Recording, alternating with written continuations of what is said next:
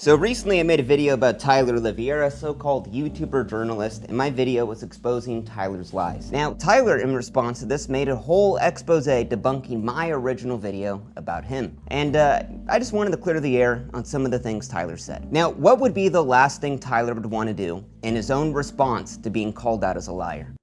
Probably lie again. But somehow Tyler just can't even help himself from even doing that. Now, in the end of Tyler's video, his big gotcha moment, the one that's really supposed to show how I am just a deceptive liar who tried to make Tyler seem as horrible and as racist as possible, Tyler says this. In his video, he mostly spends time looking at my video where I went to Springfield, Ohio, when Twitter was in uproar trying to figure out if the Haitians in Springfield were actually eating cats. Point being, Vince only shows interviews in his video that make it appear as if I'm co-signing racist ideas, wild beliefs, etc., etc. So I made a montage from one of Tyler's videos of him asking the same question, are the Haitians eating the cats, over and over and over. And my whole point was to show that Tyler asked baseless questions with no evidence and almost spreads them on as if they were truth. Now, Tyler shows some other questions that he asked from that same video, and Tyler makes it very clear that he asked more questions than just, are the Haitians eating the cats? Point being, Vince will selectively only show you one side of the groups of people I interview and not show you the others. How did you get here to Charleroi?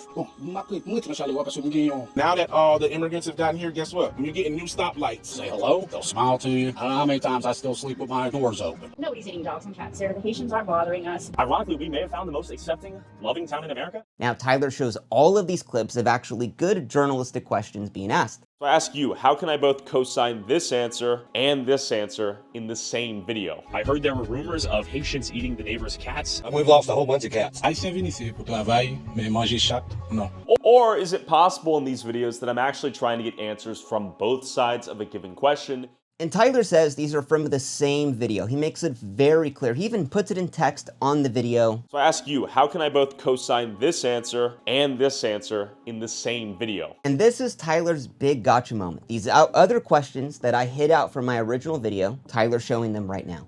And it's really supposed to show how I really deceptively clip-chimped my video to make Tyler seem as horrible as possible. But all of these clips that Tyler shows are from a completely different video that Tyler spliced together to make himself look good. Because Tyler didn't have anything to say in response to that. So Tyler, in his own response to being called out as a liar, can't stop lying. You literally can't make this up. All of these questions Tyler shows as his big gotcha moment. They're from a video Tyler uploaded weeks later, from a completely different upload, and Tyler spliced them together and thought no one would notice. And I think this kind of proves the whole point of my original video. Tyler splices videos, doctors footage, all to make his narratives of whatever he's so-called true. Now you would think that would be it right there. If Tyler's lying in his own response after being called out as a liar, I probably shouldn't even address the rest, but let's go through it honestly.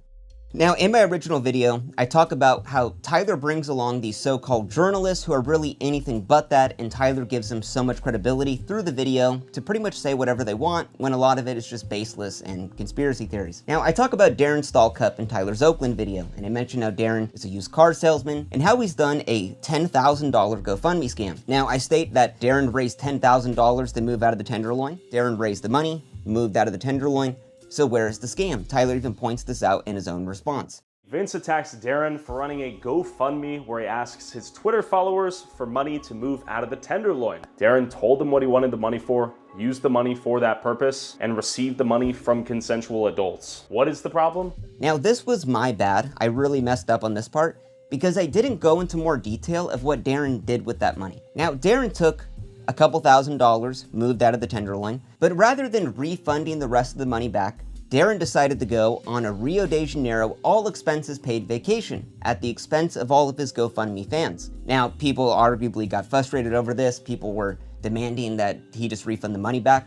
But Darren said, nope, this was a mental health vacation because living in the Tenderloin was so stressful. When reporters started reaching out to Darren about this, saying, hey, this is seems a little bit fraudulent, Darren then started to say that, well, the people who donated to his GoFundMe would love for him to have this experience because the Tenderloin is so traumatic to live in. But don't even take my word on this. Darren has said this all over his Twitter. And don't even take Darren's word for it. The San Francisco Standard, a magazine that has 1 million viewers each month, it's been in the New York Times, CNN, and Politico as well, They have an entire article all about Darren and his little shenanigans. Now, they talk about Darren's GoFundMe scam, where he moved out of the Tenderloin, everything I just said previously, and other little shenanigans Darren's done all throughout his life. This isn't the first time Darren's done something just like this. Now, I get why Tyler's gonna ride for the guy. It's his friend. He wants to defend him, but what's interesting is when I released my original expose about Tyler, Darren reached out to me, and Darren said, well, all of this stuff about the GoFundMe, it's all been retracted by the San Francisco Standard. So I reached out to the San Francisco Standard and they told me that they hadn't retracted anything. So if Darren's gonna go around after this saying they retracted the statement, just understand the Standard still hasn't retracted that at all. So I don't know how much more to the truth you can get than that. You know, that was my bad in my original video. I didn't go into more detail of how Darren scammed. This is who Darren is, this is how he operates. In my eyes, I would say the guy is just a straight up scammer. Now let's talk about the KKK store. Now I mentioned how Tyler went into this KKK store, he bought these rocks, and then he gave them in his next video to the most racist man in America. Now Tyler once again tries to state that this antique store that he goes into is really just an antique store. It's a Civil War museum, and that by me trying to imply anything more, it's like saying that going into a Civil War museum makes you a racist. Now, I actually edited this little section of a video right here with Jay Aubrey, so I'm gonna let him explain the details of it. The store, Wildman Civil War Surplus, is described in one 2015 article as containing shrines to the Klan to white power. But Tyler seems to leave out that context, instead giving viewers the impression that this was just a normal southern antique store, apparently worthy of his hard-earned money. According to him, it's basically the same as going to a Civil War museum. This is a Civil War antique store that sells all sorts of artifacts and memorabilia from the Civil War time period. It's literally an antique store with a Civil War theming in the deep south of Georgia. I bought rocks, a piece of paper, and a plate with guns on it. It's almost like saying if you pay admission to go to a Civil War museum, you're somehow supporting slavery. You know, the Civil War museum filled with swastikas, a famous symbol of the Civil War. One glance at the reviews will tell you it's not so much the historical institute its owners may want you to think it is. It's caused so much controversy over the years that it's pushed neighboring businesses to relocate and prompted city council members to resign in protest.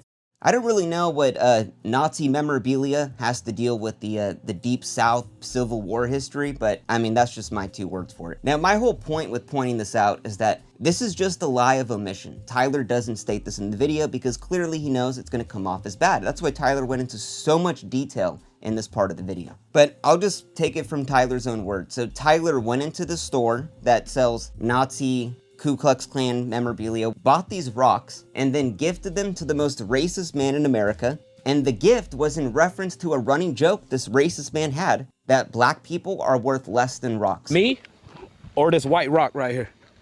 Be honest, don't lie to me. The rock, it serves a purpose. And Tyler gave him a little thing of rocks. I would just let Tyler's words speak for themselves on that one. Now let's talk about the B-roll thing. Now a big part of my video is talking about how Tyler uses news clips from all around the world and passing them off as being from a particular place, going as far as the even doctor footage, which in its own definition is fake news. Now Tyler first tried to blame his editor, then he tried to blame his B-roll guy. Here's the problem. I don't place the B-roll for my videos. And then Tyler tried to say, well, this really isn't that bad because crime happens here regardless. So, I mean, is it really a big deal? Whether it's from New York or Chicago, the crime is still happening. Okay, let's take out that shot and replace it with any of these shots. Does the gun crime go away? And then Tyler tried to say, well, it's not like this was done with any malice or bad intent. And then what's hilarious about all of this is Tyler then tries to say, well, Vince went through all of my videos and this was all that he found, so it's really not a big deal. Now, Vince just spent the last 4 months going through roughly 2 years worth of my videos, analyzing almost 15 hours worth of my content. What Vince finds is a handful of examples where a given B-roll shot takes place in a different city. Now, I went through maybe about 8 videos, and I literally picked one video just within the last 30 minutes, the one where Tyler goes to St. Louis, and I found 2 more examples of Tyler doctoring footage in the first 2 minutes of the video. In Tyler's video, I investigated the most dangerous city in America, St. Louis, Missouri. Now, Tyler's talking to a local, and he's saying how many fights break out and how there's some real bad people on the St. Louis Metrolink. Do you feel safe out here? You can't even ride the Metrolink to work. You can't ride the metro? No, there's always trouble. Always they rolling weed, smoking and drinking, and do some bad Metrolink. So then Tyler shows this clip of a violent robbery going down in the St. Louis Metro. But this clip isn't of a Metrolink. Hell, it's not even from St. Louis, Missouri. It's from Brooklyn, New York, 3 years ago. But maybe this is just a mistake. I mean, in the original video, Tyler clearly doctored the footage to hide the Manhattan sign right there. I mean, that has to be just a mistake, right? Totally not intentional. But let's just go later on in this video. Now, Tyler's talking to a local and he states how he has been robbed 2 times in the St. Louis Metrolink. Tyler then shows this clip of a guy with a gun getting robbed in the middle of a Metrolink, but this clip isn't even of a Metrolink. Hell, it's not even from St. Louis. It's from Chicago 5 years ago. Like I said before, this is literally in every video Tyler does. Now, the big takeaway here is that if Tyler can't fact check a video at its most basic level, why would you really trust anything the guy says when he calls himself a so-called journalist? But maybe you think the whole B-roll thing isn't that big of a deal. Let's think about it like this. If Tyler was from Russia and he was coming to the United States making the same videos, America, the crime capital, and then using all of these clips from across the world to use it in that video, I think most people would say, that's Russian propaganda. That's definitely some state propaganda to make America seem as horrible as possible. So why is it when Tyler does this consistently throughout nearly all of his videos, it's just not a big deal?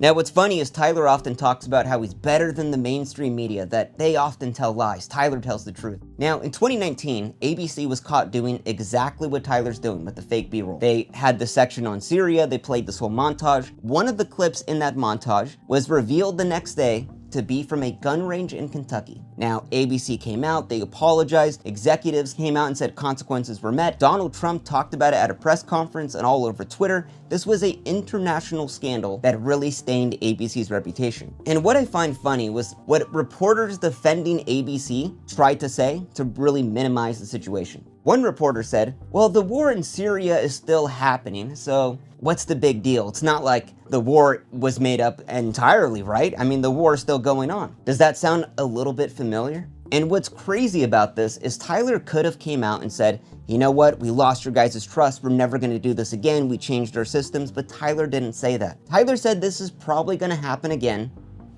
and who cares? And we will probably continue to make a few mistakes going forward. And I think that just says a lot about what Tyler thinks about his audience. Who cares if he's passing on fake news? I mean, this is literally a disinformation campaign that Tyler has told you himself is probably gonna happen again. That's insane. Now, let's talk about the Jamaica video. Now, I go into detail about how Tyler went to this area in the middle of the night with all these escorts. The tour guide told him that they were selling sex for $15, and Tyler just fabricated this entire situation, that there was a Christian seafood restaurant that was secretly a brothel, and that guys were getting fucked in there for $15. Now, I point out how this whole thing is just absolutely made up, and Tyler even cut this part out in his original video, which I commend him for, because it clearly is just a bold-faced lie. And what's crazy is Tyler even tried to play this off. Even though we cut this out of his video, he tried to play it off like, well, when I originally said this, people left really positive reviews on this restaurant. On the bright side, my viewers only left 5-star reviews and said Tyler Oliveira sent me here. So there's a bright side to having a video seen by 7 million people claiming that you're a secret sex brothel when you're really just a family-run business? That's insane. Now, Tyler tries to justify what he said, saying, well, the tour guide told me it was $15 for sex, and there was all these escorts, and the lights were on, and da-da-da-da, but at the end of the day, that was not what was going on. Now, this is like Tyler reading about LA having kidnappings gone up 50 million%. Tyler goes to a mall in LA, he sees a toddler and an older man holding hands. Tyler films the thing and says, oh my God, that's a little kid getting kidnapped right now. But most likely, it's just a kid and his dad. And that's the level of narrative building that Tyler's doing here. There is no thought to what Tyler's saying when he's observing and narrating what he's seeing going on around him. And I would say as a journalist, having the ability to just spin up a story out of absolutely nothing, I would say that's kind of a disturbing characteristic. I mean, I'm gonna be honest. Now, the one part I'll give Tyler, the one part that I really screwed up was when I talked about Tyler with the tour guide and the tour guide went missing and Tyler said he felt like he was going to get robbed. Now, I made it a point to say that no, the tour guide was right there the entire time. Tyler made this whole thing up, but I really thought, you know, who am I to say how Tyler felt in that moment? If Tyler felt vulnerable and scared, then so be it. So I retract that, you know, my mistake on that one. If Tyler really felt scared and vulnerable, then Tyler felt scared and vulnerable. Now, let's talk about the PS5 controller and the TV that was filled with tissues that was put in Tyler's own car to try to bait someone to get in. Now, I point this out in Tyler's Oakland video, and no one had ever known this before I pointed it out. Tyler never said that he was baiting his car. Tyler never said anything about it online. But all of a sudden, when he's confronted with this, Tyler tries to play it off that this was the whole plan from the beginning. Now, when I asked Tyler about this on Twitter, he first said, "This is the equivalent of blaming a woman for getting raped after she wore a dress that was too short outside. You imply a criminal just can't help themselves and has to break into the car the moment they see someone else's property." And then Tyler tried to state, "The entire point of the car bait was to see if someone would break in. This is not some secret. I don't even understand your point of contention here." But this whole thing was a secret. Tyler never said anywhere in the video that he was baiting his car to try to get someone to break in. And I wonder why. Oh, because no one broke into the car, and that doesn't play into the narrative. Let's think, Tyler did everything he could to try to get his own car broken into, and he couldn't even do that. And then Tyler withheld that from the viewer because it just doesn't play into the narrative. And this is the whole point I'm making. I'm not saying car break-ins don't happen in Oakland and that it's a made-up issue like Tyler wants to imply. I'm saying. And what's even funnier is that the crime statistics state that in 2023, Oakland reached the highest number of car thefts in more than a decade, with a 44% increase since 2022. But this is part of Vince's argument that he begins to construct that we need to create evidence or falsify B-roll to legitimize the crime that doesn't exist in these cities, according to him. I agree. My sister lives in Oakland. Car break-ins have gone up. It's a huge issue there. My point is that when Tyler's holding record, he is specifically doing things in these videos, the fake B-roll, doctored footage, manufacturing stunts. Those things are done to fill a specific narrative. Is that more what a journalist would do who's looking for the truth, or more of a propagandist who's trying to sell a certain perspective?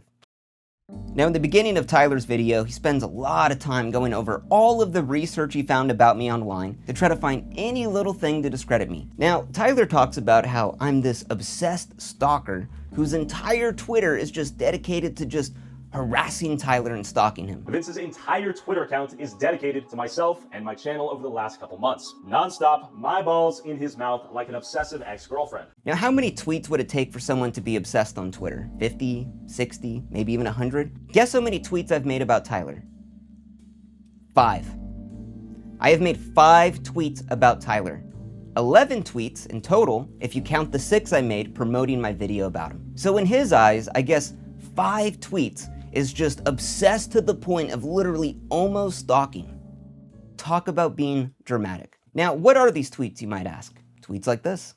Well, I could see why Tyler might not like these tweets. They don't paint him in a positive light, and a lot of people like them online, not to toot my own horn, but I think that's why Tyler doesn't like them. End of the day, I just don't think the guy could handle any little bit of criticism and simply tries to paint me out as some Twitter-obsessed, married, psycho stalker loser when I've literally made 5 tweets about the guy. Now, speaking of Twitter, I got a lot of really good criticism from Tyler's audience on there. Now, I had a picture I posted back in October of me getting married, and a lot of Tyler's fans decided to go on this picture and really talk to me about the intricate points in my video and really debate me on them. Let's take a look at some of them.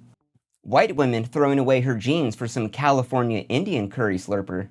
Everything about this is hideous, especially the pig in white. I live near LA. Enjoyed the divorce. I hope you lost all your shit in the Pasadena fire. How much for that whore? If I see her, can I rape her? You know, just really thoughtful, critical comments about the actual points in my video people were making here. This is Tyler's audience. That's all I'm gonna say. Now, I don't think Tyler makes just horrible videos all around. Back a couple months ago, Tyler made a video where he went to Hawaii and he talked about how a lot of the natives on the land were kicked out by the government and they were promised a home and a property. But what happened was all the natives were kicked off, and now that wait list is about 20 years. So a lot of these natives on the island are now homeless in their own thing that they were promised this property and a land. It's a sad story. Tyler talks to all the parties involved, and it's a really good video that did really well for Tyler. But it didn't have the fake news, the fake B-roll, doctoring footage, manufactured stunts, all to amplify the video unnecessarily. So Tyler can make good videos like that, but he's choosing not to, because simply feeding fake narratives, spreading misinformation, conspiracy theories, that pays the bills a little bit better. But let me remind you of what Tyler's done. Tyler made defamatory statements in his videos that were so bad that he cut them out of his videos, something Tyler's never ever done on his channel before. Tyler uses B-roll from all around the world, doctors the footage to make it fit in a certain narrative that he wants to fill. Something that, when the mainstream media did it, it was a huge international scandal. And then in Tyler's whole response to being called out as a liar, Tyler literally doctors more footage to make a point that he couldn't even make. These aren't just like little mistakes right here. These are full-blown out lies that Tyler's broadcasting to millions of people without a care in the world, all to just get clicks and views. It's so crazy to me that somehow asking a journalist to simply just tell the truth and just stop lying is considered this really controversial statement. All I'm asking is for Tyler to just fucking stop lying or stop calling yourself a journalist.